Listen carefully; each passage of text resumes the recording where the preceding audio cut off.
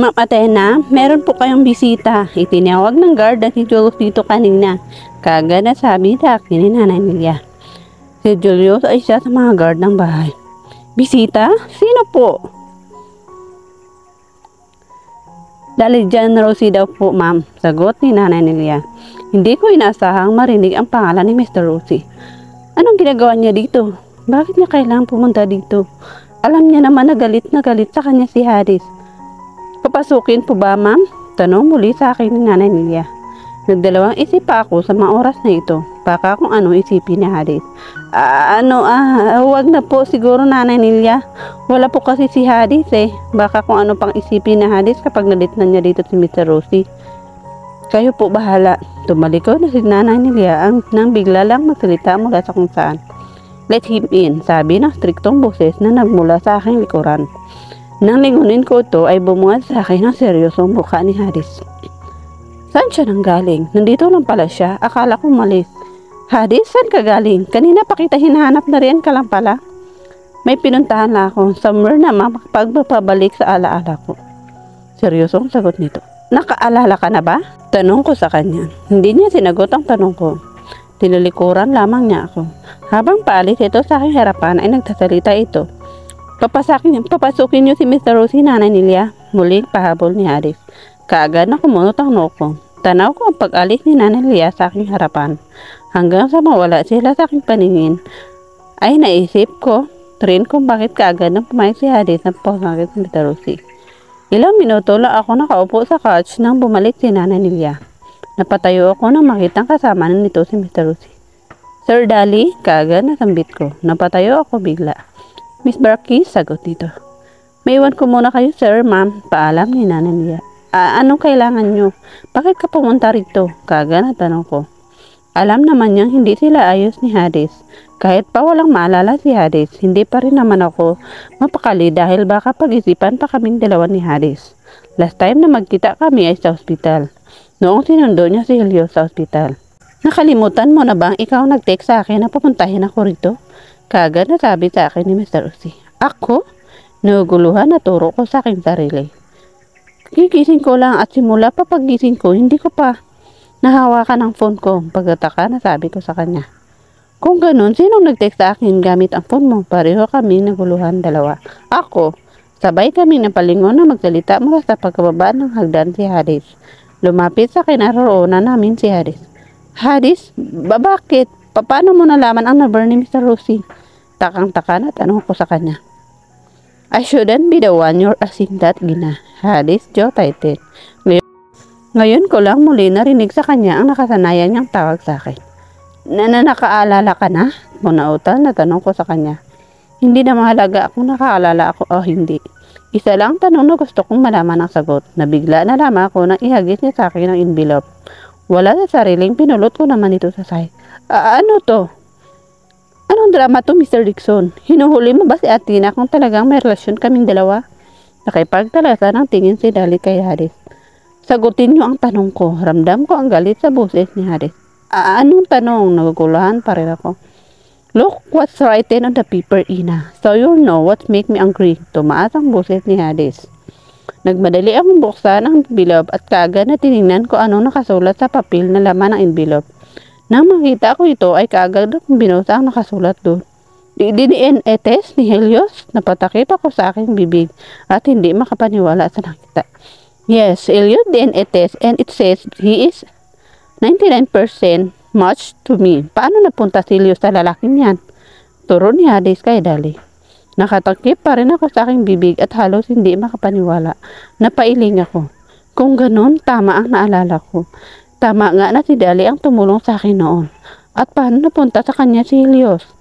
Ngayon ang alam ko wala na ang kapatid ni Haris na Taliana. Sunod-sunod na tumulo ang mga luha ko.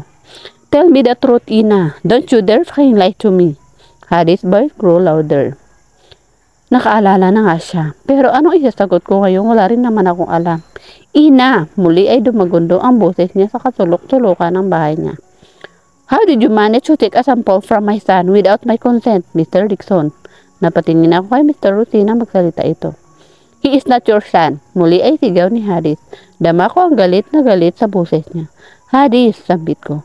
Why can't you speak, Ina? Now tell me everything. Do you have a relationship with that Fahim Asol? Have you been seeing each other before? How long have you known that one of the triplets is alive? Did you cheat on me? Did you lie to me?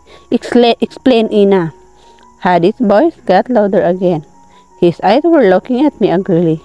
Napalunok ako at saka nagsimula magsalita. Ang totoo, hindi ko alam, Hadis. Kahit ako, hindi ko alam na anak natin si Lios. Ngayon ko lang din naalala ang si Dali ang nagligtas sa akin noon. Kaga na sagot ko. Nanginginig ang boses ko.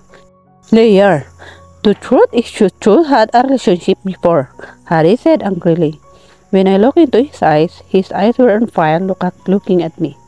What she said was true. Dali joined the conversation. Sabay kaming napatingin ni Hadi sa kinaroonan ni Dali. Wala kaming relasyon, pero ang responsibilidad mo bilang asawa mo nun sa kanya ay ako ang pumuno. Where were you when Athena was in trouble? Where were you when your wife's stomach was being cut open just to get your triplets out? Saan ka ba that time, Hadi Dixon? Seryosong tanong ni Dali. Don't ask me, Dali John Rosie. You don't know what I went through during those times. Now, don't divert my question. How did my son end up with you? Why do I have to explain to you? You have to. Because if you don't, the police will take care of you. Biglang lingon ni Hadi sa pintuan. Maging ako ay napalingon doon. Bumungad sa akin ang ilang pulis na kapapasok lang sa mentor. Mama, ano pong nangyari? Napalingon naman ako na marinig ang boses ni Liana. Aliana, sambit ko.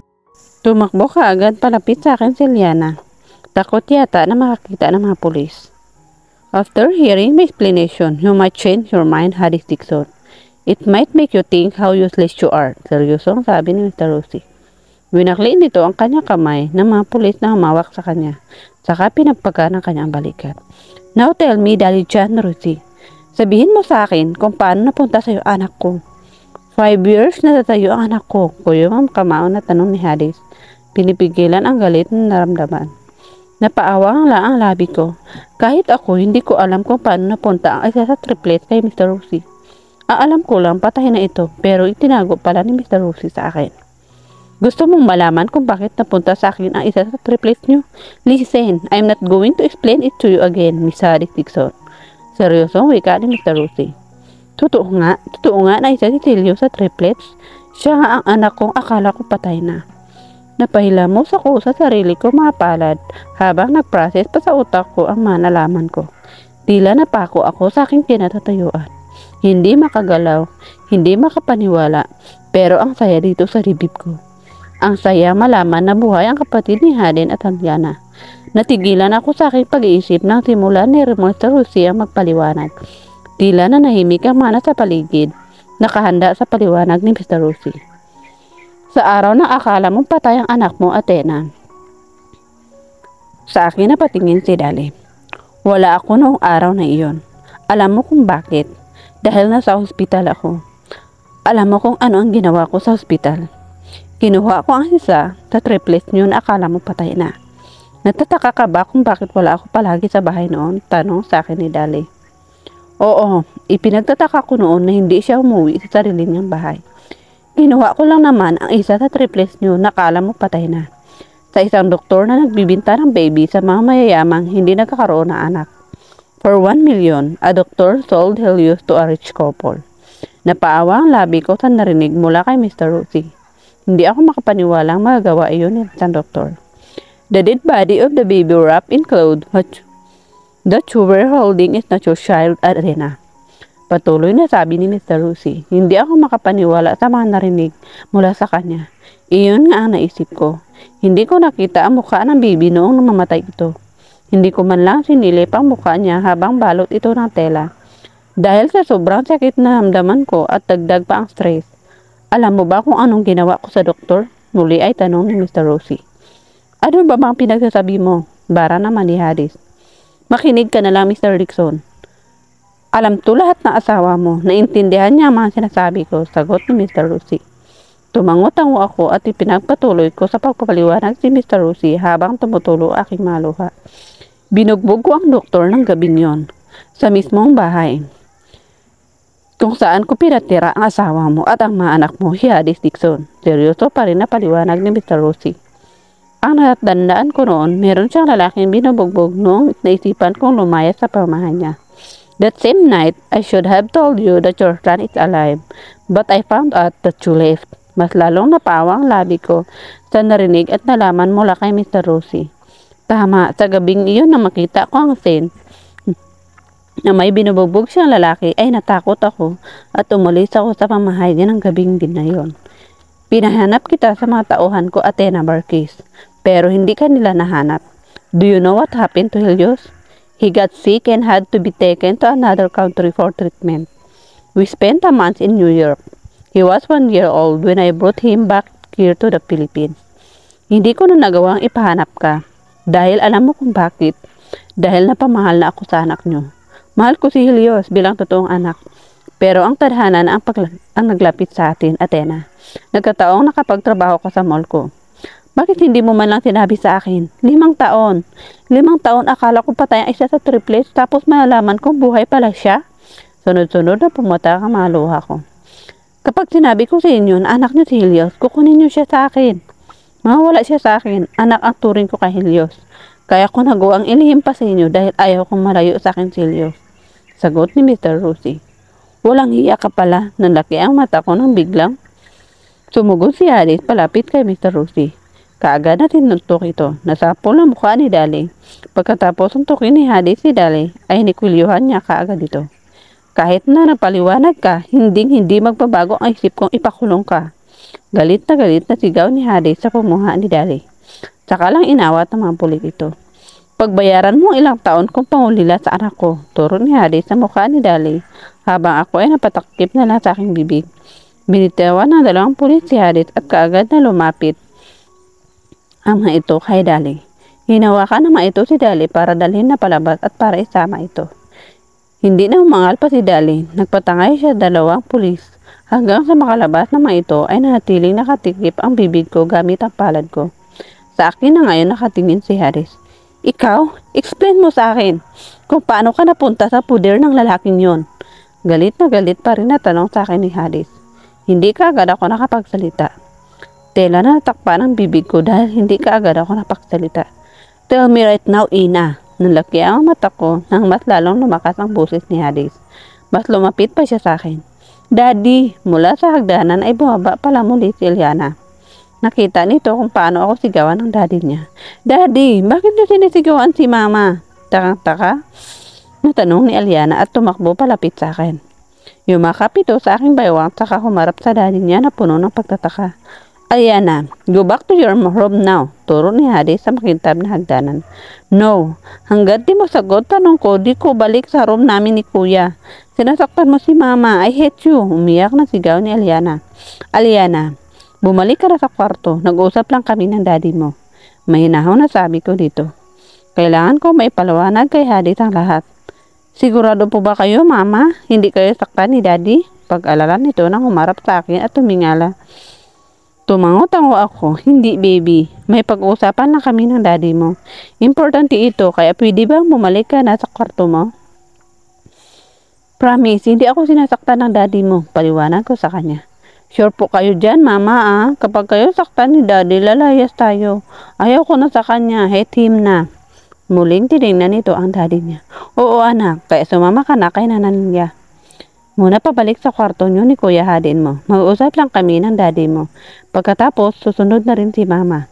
Nagkakaintindihan ba tayo, anak? Opo, Mama. Babalik na po ako sa kwarto.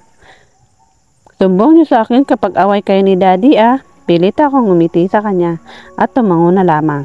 Tanaw ko ang pag-akyat ni Nanay Lilia at Aliana sa hagdanan. Muli ko ibinalik ang tingin kay Hades. Alam kong naghintay pa rin siya sa sabihin ko. What now, Ina? Sabihin mo na sa akin kung paano ka napunta sa lalaking yon. Humikit ako at tumugot ng lakas. Si Dali ang dahilan kung bakit hanggang ngayon buhay pa rin ako. Nakapikit na sabi ko sa kanya. What? Noong akala kong pinakidnap mo ako at pinapapatay sa mga tauhan mo. Nakahanap ako ng paraan para makatakas at dahil na rin sa tulong ng matandang babae, kaya ako nakatakas. Patuloy na sabi ko. Naimulat ko aking mga mata at matuwid na tinignan si Hades. Hindi kita pinapatay. Ilang beses ko nang sinasabi sa iyo yan. Oo, alam ko. Alam ko na hindi ikaw ang nagpapatay sa akin. Pero sa mga lalaking nagkidnap sa akin, si Dali ang nahingan ko ng tulong. Siya ang nagligtas sa akin. Alam mo ba kung ano nangyari noon? Naglilibor ako habang hinahabol ng malalaking gustong pumatay sa akin. Mabuti na lang si Dali ang nahingan ko ng tulong. Nakipagbarilan si Dali at ng kanyang matuuhan sa malalaking gustong pumatay sa akin. Sa kanya na ako dinala sa ospital. Napawa ang labi ni Haris. Huwag mong pag-isipan ng masama kung paano ako napunta sa puder ni Dali. Wala kaming relasyon. Kailanman wala pa akong ibang minahal. Simula't simula, ikaw lang minahal ko at pinagbigyan ko. Kahit nga ang sakit-sakit mong mahalin, kahit nga ang sakit-sakit na mga binibitawan mo mga salita sa akin noon. Hindi ko alam kung bakit minahal kita sa kabila ng lahat ng ginagawa mo sa akin. Pag akong napatawa. Napalitan mo si Hermes Hadis. Napalitan mo siya sa puso ko. Turo ko sa puso ko. Nandito rin naman ako at nagpaliwanag sa kanya kaya lubos-lubusin ko na. Kailangan niya malaman kung anong ramdaman ko para sa kanya. Kung pag-isipan niya ako na masama, ganun-ganun na lang. Ngayon, kung ayaw mong maniwala, mas mabuti pa na umalis na ako. Kami na mga anak mo. Hindi ko sila iwan sa iyo. Isasama ko sila sa pag-alis ko. Huwag kang mag-alala, hindi rin magtatagal, alis din kami. Tuloy-tuloy ang pagbagsak ng mga luha ko. Umasa kasi akong pipigilan niya kami, pero ni isang salita ay wala akong narinig mula sa kanya. Nakatitig lang siya sa akin. Hanggang sa tamulikod ako sa kanya, hindi siya nagsalita. Hinayaan niya ako umakyat sa itaas na umiyak. Akala ko pa naman pipigilan niya kaming umalis. Umaasa lang pala ako sa wala. Matutulog na sana ako nang marinig ang mahinang mga katok. Ina! Kasunod nun ang mahinang pagtawag sa pangalan ko, si Hadis na talabas. Ina, tulog ka na ba? Muli ay tawag niya. Lumakas ang kabog ng dibdib ko. Ngunit sa inis ko ay hindi ko ito sinagot. Ipinikit ko na lang aking mga mata hanggang sa mawala ito. Hindi ko na rin narinig pa ang pagtawag niya. Kinaumagahan, nang magising ako ay kaagad akong bumaba. Tulog pa ang kambal na bumaba ako. Nadatnan ko si Nana Lilia sa kusina. Ang aga ni Sir umalis kanina. Sumbong sa akin ni Nana Lilia. Naalala ko si Helios dahil sa sakit na namdaman ko kahapon ay buong maghapon yata ako natulog hanggang sa gabi ay hindi na ako bumaba pa. Dinalhan na lang kami sa kwarto ni Nana Lilia ng hapunan. Si Helios, bago pa man ako makalabas sa kusina, ay nakasalubong ko si Hadis. Nagkatigan kami tayo sa tita. Nanay Nilia, siya na ang unang umiwas ng tingin at tinawag si Nanay Nilia. Sir, bakit po? Ipaghanda niyo si Helios ng breakfast. I mean, inland niyo ng breakfast. Utos ni Hadis dito. May excitement sa puso kong naramdaman. Si Helios, kaagad na sambit ko, saka nagmadaling lumabas sa kusina. Doon ko nadatnan si Helios umiiyak kasama ang 2 tauhan ni Hadis. Ayoko sa inyo, I want my daddy, pagsigaw ni Helios. Habang tinatanggal nito ang kamay ng matuan ni Hadis. Helios, sabit ko. Hindi na ako nakapaghintay pa. Nagmadali akong lumakad, palapit dito at mahigpit na nagyakap ito. Helios, bibi ko. Mas lalo ko pa hinipitan ang yakap ko sa kanya. I want my daddy, daddy. Nasaan si daddy? Ayoko sa kanya. Turo ni Helios sa direksyon ni Hadis. I'm your real daddy, sagot naman ni Hadis. No, I don't want you to be my daddy. I want my daddy, daddy, sigaw ni Helios. Helios, siya ang tunay na daddy mo. Ako ang totoong mami mo. Paliwanag ko sa kanya. Tumitig siya sa akin. Tinitigan ako sa aking mga mata. Kayo ang mami ko? Tumango-tango ako. Totoo kong mami? Muli ay tanong niya. Yes, ako ang totoong mami mo. Nakakinting sabi ko dito. Really? Hindi pa ito makapaniwala. Muli akong tumango-tango at tinilikan ang palad niya. Ako ang mami mo. Totoo mong mami. Tumulo na naman ang mga luha ko. Halos pumiyok na rin ang boses ko. Hindi lang kasi ako magpaniwala ang akala kong anak kong patay na ay makikita at nayakap ko pa pala. Mami, gumanti ng yakap sa akin si Helios. I miss you. Humigpit ang yakap niya sa akin. I miss you to anak. Habang yakap ko si Helios, napatingin ako sa direksyon ni Hadis. Nakatingin na ito sa amin. Halata sa mga kilos ni Helios, hindi niya gusto si Hadis bilang daddy niya dahil si Mr. Lucy pa rin ang kinikilala niyang daddy. Kumain po muna kayo, ma'am.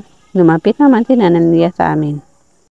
Abay, kamukhang kamukha mo talaga si Hadin. Isti ang daddy Hadis mo. Ang gagwapo ng mga batang to.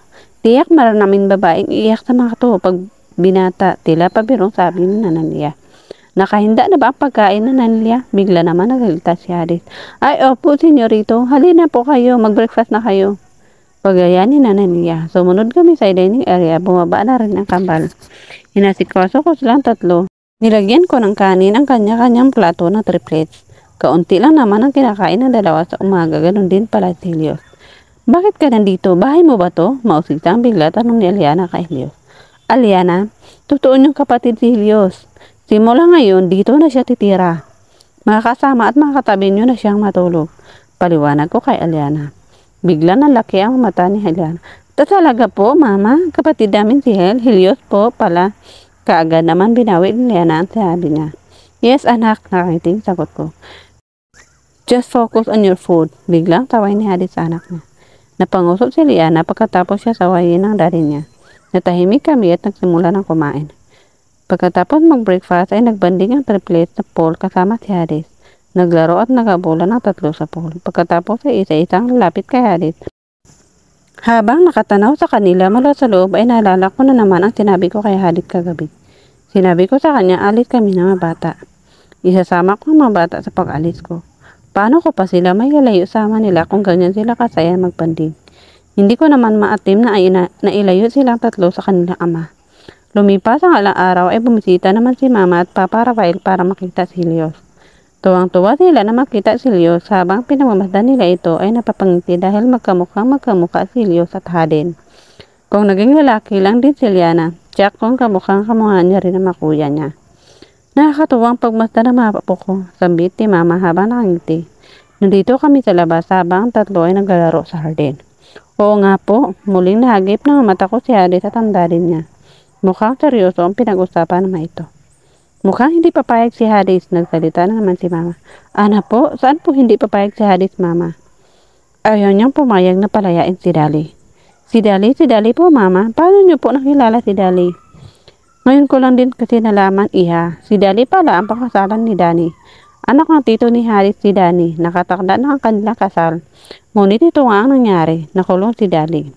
Kaya hindi matutuloy ang kasal. Naintindihan ko rin naman kung bakit ayaw pumayag ni Hadis. Masakit nga naman sa kanya na inilihim ni Daddy ang lahat. I'll just wait for Hadis to forgive his Uncle Jackson's son. Tito Jackson, sino po yan, Mama? Siya ang daddy ni Dali. Katusyo namin sa negosyo. Magkakilala kami, ngunit si Hadis at Dali ang hindi magkakilala. Nakita na namin noon si Helios, ngunit baby pa siya noon na ipakilala ni Dali sa amin.